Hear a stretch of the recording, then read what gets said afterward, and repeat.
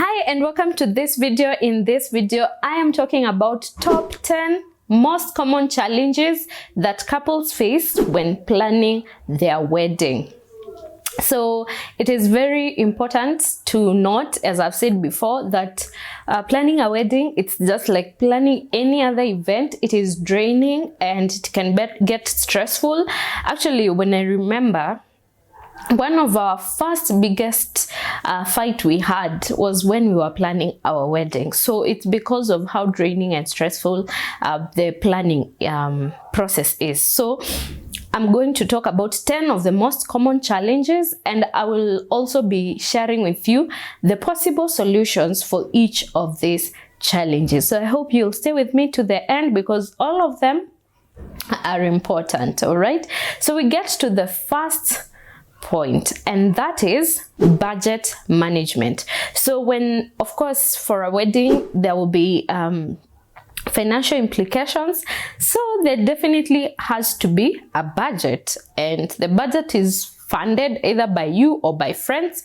I have talked about the functions of a wedding committee, which could help with helping with ideas on how to fundraise. So make sure to have a look at that. In the descriptions, I'll be giving a link on the same. And also, when it comes to the budget, you might need to cut on costs. You might need to adjust some things, right? So I've also done another video on how to avoid wedding debt by basically cutting on costs. So that is one of the major challenges that a lot of couples go through when you want some things but you're not able to get them. So how can you solve that? One is by having a detailed budget and also making sure you stick to that budget. Another way you can solve that challenge is by having a tracker, just making sure that you are sticking to that budget, tracking your expenses. And another way you can solve that is having a miscellaneous amount, so you don't just budget to the last coin. So in the budget, you make sure you have a miscellaneous amount. All right, so that in case there are eventualities, expenses that you had not foreseen, you are able to still cater for them and not go overboard for the budget you have. And on that note, I have done a wedding budget tracker which covers from the traditional wedding to the wedding ceremony to the necessities the bride and the groom have to have for the wedding, as well as another one for the honeymoon. It is very detailed. It is in Excel format, so it has all the formulas in it. It has all the things that you might need for your wedding. So make sure to look at the link in the description to get yourself a copy at a very affordable price. You'll be seeing in the description how much it goes for. If it is very affordable, all right? So make sure to look at it as well, because that will help you track your expenses and you'll be able to see whether you are going on a surplus or on a deficit on the go. When you key in your figures, you already start seeing the calculations done. I will also be doing a video on that budget tracker, and I will be linking it in the description. So after maybe a few weeks from this video going live, I will be doing it and I will be linking it as well in the descriptions. So you can also get a look on the budget tracker and see how it works. All right. The second challenge is differing priorities. So when I've talked about the budget, I've said that you will need to prioritize. So you might find sometimes whatever the groom is looking at as a priority for him might not be the priority for the bride. So such differences might cause some challenges when you're going through the planning process. So how do you solve that? Number one, open communication. Let your partner know this is something that I want in our wedding, and this is one of my priorities. All right, just having open, sincere communication. Let your partner know without fear of contradiction. Just let them know this is what I want. Another thing is having compromises, and also letting them know what your non-negotiables are. All right, so when you are being open, let your partner know this is a non-negotiable. If it is maybe I'd want this color, for me that is a non-negotiable, or I would want us to have a wedding in the church, or I would want to have a garden wedding, you know, like, or I would want, you know, whatever priority for you is, let your partner know that this is a non-negotiable for our wedding. And another thing, just be open for compromise, because sometimes not everything you want will go as you want. So you have to compromise, and also let you also have your partner compromise for some of the things that you want for your wedding. All right, that is how you deal with priorities, differing priorities, open communication and compromise, and just being clear on what you want. The other one is guest list dilemmas. So you might find that you are having challenges on who you want to invite to your wedding. You might have very many people,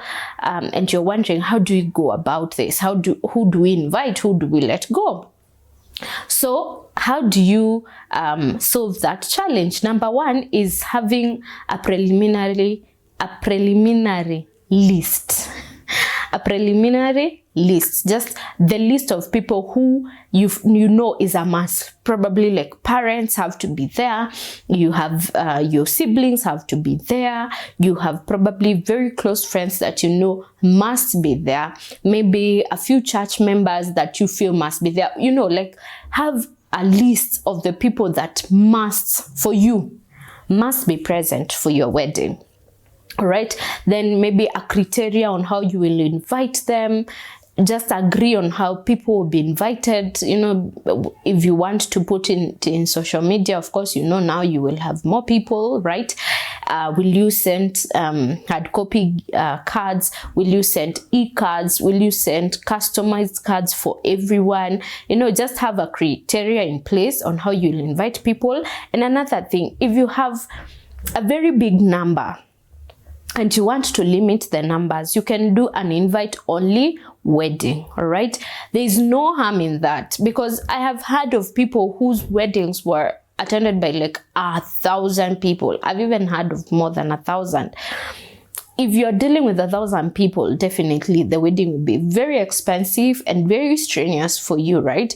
So what about just having an invite only? You might even just have 50 people. That is your close family members, close friends, or even 100 people, or whichever number you feel is comfortable for you. Maybe 500 is comfortable, right? So you can do an invite only, or limit the plus ones. You just say you can only have 1 + 1. You know, like you come and one other person, if you have to come with someone, so that you don't have someone, you know, like it's so common in gate crashing weddings. You know, there's one wedding I even attended, and a lady came and sat next to me, and she didn't even know who was getting married. She was like, so who is getting married? Thank God the couple had done a video, a clip that was running before the wedding began. It was in the screens of the church. So I was like, that is the couple. Those are the people getting married today. Like, honestly, someone came to that wedding and they didn't even know who was getting married. And that is so common. So you can have an invite only, or just limit. You can limit. There's no harm in saying not everybody has to come to your wedding. You can even do it, or like have it live on the social media, so that you limit the number of people coming. The next one is vendor coordination. Definitely when you're planning your wedding, you'll have to deal with vendors, or rather suppliers, so for the various services that you have to work with, or even volunteers. So you need to be well coordinated with these people, otherwise they will flop, or they will make your day miserable. So how do you go about vendor coordination? Number one is work with multiple vendors, like research. If it is maybe for deco, you can get like 3 or 4. You can also, beyond researching, you can have people in the wedding committee or close family and friends recommending people for you. So do research. Don't just deal with one supplier. Then have meetings with these suppliers that you have identified. Maybe you have already now, you've gotten quotes and you have gone for a certain supplier. So you look at what they are offering in their quotes, and also the price. Is it in line with what you are able to afford? And another thing is when you meet them, just to feel whether they are people that you can work with, whether they can compromise here and there, maybe for what exactly you want to customize for your own wedding. So meet with these people, and also set deadlines for when you are to book suppliers. So have a deadline. By this time, we have to have all the suppliers on board, so that you don't start rushing the last month, running here and there, trying to get suppliers. So just have a deadline towards your wedding, to when you can now pay deposits and have all the suppliers on board, so that you are in peace and less tension towards your wedding. So that is how you can easily manage vendors, and also have people take up some of the roles of coordinating the suppliers, so that you don't have to be the one following up the suppliers, especially on the wedding day. So you can have people, some of the volunteers on your wedding committee, or friends and family, if you don't have a committee, to be in charge of the suppliers. So someone who can check up on the decor the day before the wedding, you don't have to go there. Someone who can make sure the cake vendor gets the cake on time. Someone who has to confirm that the cars are well decorated and they are in the venue in good time. Someone who has to make sure the caterer has started cooking and they're delivering food in the reception. Such things, so that you don't have to be the one managing the suppliers directly, especially on the wedding day, or probably the day before the wedding. The other one is time constraints. One thing I have noticed, and this is especially if you don't do prior planning, if you don't do planning, or you're probably very busy, you're working, it might be very challenging. I've seen people the last week of their wedding is when they are very stressed. They are running up and down, trying to just finish up all the planning, getting the clothes, meeting all the suppliers at that time. And that can get very stressful. So how do you solve that? Time constraints. Number one is planning early. And number two, as you plan early, you set deadlines. Just like I've said before, in the point before this, you have to have deadlines, so that you don't run up and down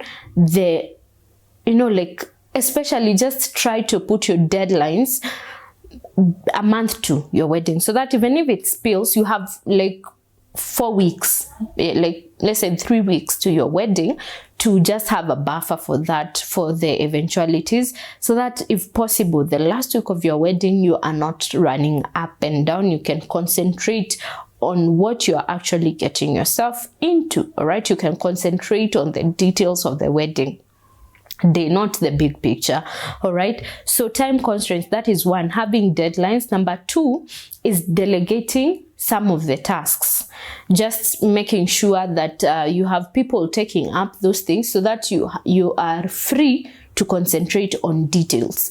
So the things you can delegate and have people take up the roles, let me not give details, but you can look at your planning and see what can you tell people, what can you ask people to take up on your behalf. All right, and you can also use wedding planners. There are so many tools. You can use apps. You can also use the budget tracker I have said, because it's more like a planner, because it tells you all that you need to know, or the necessities for a wedding plan. So, or come up with your own, right? So just have something that you're working with, a planner that will help you see how the event is unfolding, reminding you that this is not yet settled, this is not settled, so that you don't run out of time. So working with wedding planners. The other one is decision fatigue. When you're planning this wedding, basically, even on any other event, you have to make a lot of decisions, and that can be very, very straining, because you have to decide on this vendor, you have to decide on this venue, you have to decide on the clothes, you have to decide on who will be on the bridal team, you have to decide where these people will spend the night, you have to decide on your honeymoon, you have to, like, there are a lot of decisions that have to be made. So you can easily get into a decision fatigue and find yourself so overwhelmed that you're even not making any decision. Like, you're just letting things flow. And then it becomes even more straining, especially when you get closer to the day. So how do you solve such a challenge? Number one is limit the number of choices. So if it is like suppliers, work with maybe a range of 3, you know, like for every item you just have 3 or 2 that you're looking at, right? And then from there you can choose a supplier. So basically limiting the number of varieties that you have to look at. If it is venues, don't just go look online and you have like 20 people, 20 places you're looking at, or 10 places you're looking at. You can limit to just around 3, right? Even for the honeymoon, you can get overwhelmed when you're looking at all the hotels, 5-star hotels in maybe the country. Right? So just limit. You can limit. We want to go to our honeymoon in this place, specific place. These are the details of what we are looking for, so that it helps make the decision making easier for you. All right. You can also make sure that you're also communicating so that you are on the same page, and so you don't get overwhelmed. And the other thing is, just like I've said, making sure you have deadlines in place so that you have to make the decision by that time. Like, if it is for this thing, we have to make a decision by this date. So when that day comes, you have to decide. So you don't carry it forward and then it doesn't pile with something else. So having deadlines is also very key for decision making. All right. Another thing is, with decision making, you also have to trust your instinct. Sometimes when we think about it so much, it becomes more straining to our brains. So why not just trust your instinct? Just that gut feeling that this is it, this is okay, this supply is okay, this place is good, this officiator will do it well. Just trusting your instinct. All right, that will help with killing the decision fatigue. Before I go to the next one, by the way, if you have not yet subscribed to this channel, please subscribe and join the family, help this channel grow, and that will encourage us to continue showing up with good content that will help you in your journey towards the big day, towards getting married and, creating a good foundation for your marriage. All right, so please subscribe, and if you're liking this content so far, please give us a thumbs up. Right? Thank you. The next one is family expectations. So when you're going towards your wedding, of course, people have there's just a way that people expect things to be done, maybe the way they want done. And it can get very frustrating when you don't do things the way maybe your family does things, right? And people might be angry with you, people might be frustrated. So how do you handle that? Family expectations. Number one is communicate, and communicate early. Let people know this is how we are doing our thing, and just make it clear, and make it clear in advance, so that people make peace with what you're doing. So if people expected a very big wedding and you're doing a small thing, people make peace with that, right? But communicate early. And on communicating early, also set boundaries.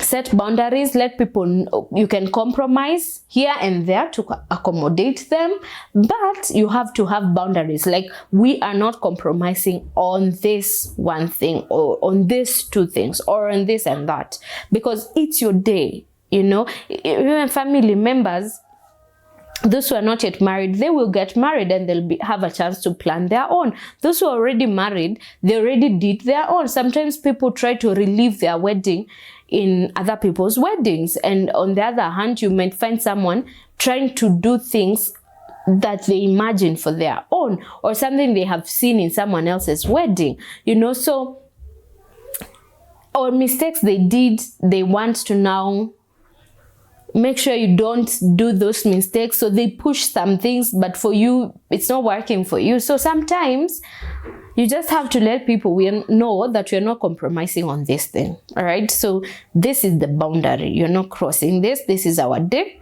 and this is how we are going to do it. And another thing is involving them, just letting them be on the loop, just getting to know what is going on, involving them in the planning here and there, with just setting the boundaries, but involving them so that they know what's going on, and then they can easily support you.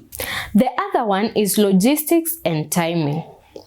So towards the event, just like any other event, there are a lot of logistics that are involved in this event. So how do you work around timing to make sure that you're on time, to make sure that you are able to implement everything with as minimal as possible challenge or hiccups?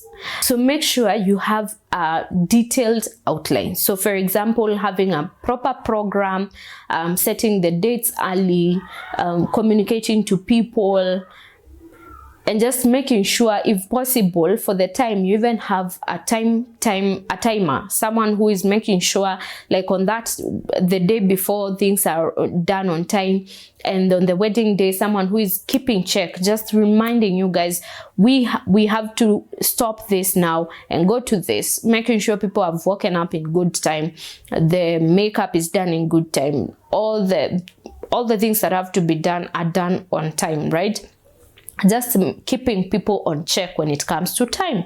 And on logistics, you can make sure that before the wedding, you have gone to the venue, especially with the vendors, and even for the volunteers, just go with them to the venue, have a look at the venue, let people have a feel of the venue, so that you don't have people getting lost or people getting frustrated on the wedding day. So if it's a supplier, they have seen the venue in advance, they know how to maneuver for themselves, and even for the volunteers, they know how to go about it. So people are not getting confused on how to go about things. Maybe a supplier is getting lost on the wedding day. If people visit the venue in advance, then you avoid those challenges of logistics. And also making sure that you prepare for delays. So as much as you're going to tell people this is the program, in that program have some kind of buffer time. So in case something comes up and it's not as, you know, things happen, challenges come and things happen and time is gone. So just make sure you have some buffer time so that in case there are challenges, you still are able to meet your deadlines.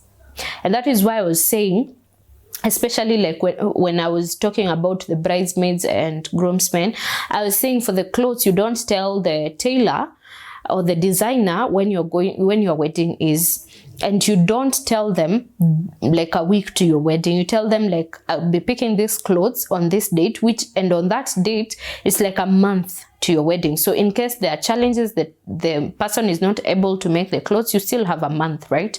So if they deliver the clothes in like in maybe late with 1 week, you still have 3 weeks, right? So you can do repairs and all that. So having such buffers for everything so that you are able to still meet the deadlines with minimal pressure. The other one is weather considerations. So I know for like almost everyone, I think almost everyone wants a sunny, you know, blue sky wedding day, you know, like just perfect weather where people can, if it's an outdoor, people can go dance without pressure. But things happen and you can find your wedding day probably is raining, or if you wanted maybe a raining day, it is sunny. So how do you go about that? Number one is making sure you are in touch with the weather forecast, right? And also preparing for maybe changes in weather. So maybe you might find you had planned for a sunny day, but you plan for in case it rains. So maybe you have a place where you can have people shelter. So if it's a venue, it's not just a field, there's a place that people can shelter, right? Just having plan Bs. That's what I mean. Especially if you're in a rainy season, you might need to just have plan B in case it rains, in case it's muddy, especially towards your wedding. All right. The other thing is you can pray. You can pray, and we have seen people pray and it doesn't rain on their wedding day. All right. So they still get there perfect. And even if you don't get your perfect weather condition, enjoy your day. I have seen brides who have danced in the mud and they have enjoyed their day still. So enjoy your day, even if the weather does not come as the perfect weather that you wanted. The last one is emotional stress. As I've said over and over and over, planning the wedding can be very, very strenuous and draining. So as a couple, you might find yourselves in emotional stress. So how do you go about that challenge? Number one is talking about it. Let your partner know what exactly you're feeling, how you feel about everything that is happening, if you're stressed and all.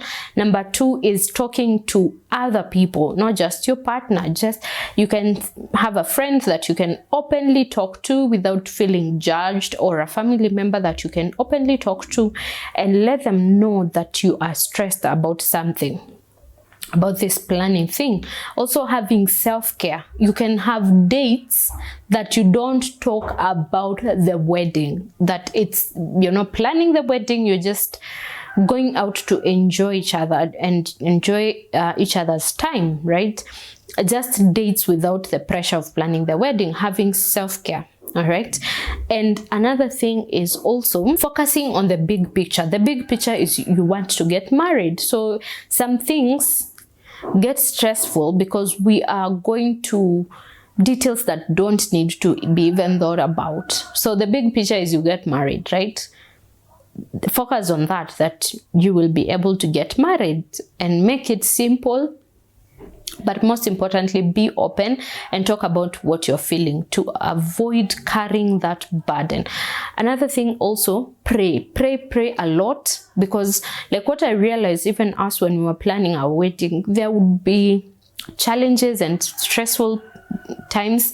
And so when we started praying that God brings the right people our way, that we don't get stressed, because there are people who will come looking like they are helping you, but they are just there to stress you up. So you can pray that God brings the right people, God guides you, so that the situation and the planning becomes easy and enjoyable, that you're not stressed. All right. So those are the top 10 challenges that most couples go through. Not all of them, but some of them. So I hope this has been helpful. I hope you have gotten one or two things that will help you in your planning process, and I wish you well when you start planning your wedding. I hope you will have an easy time, because you already know some of the challenges and how to evade them or how to tackle them. Thank you for watching to the end. Make sure to check the description for the things that I have mentioned, and give us a comment on some of the challenges you think couples go through, maybe what you went through or what you have seen other people go through, so that we can continue helping each other in this journey. Thank you, and God bless you.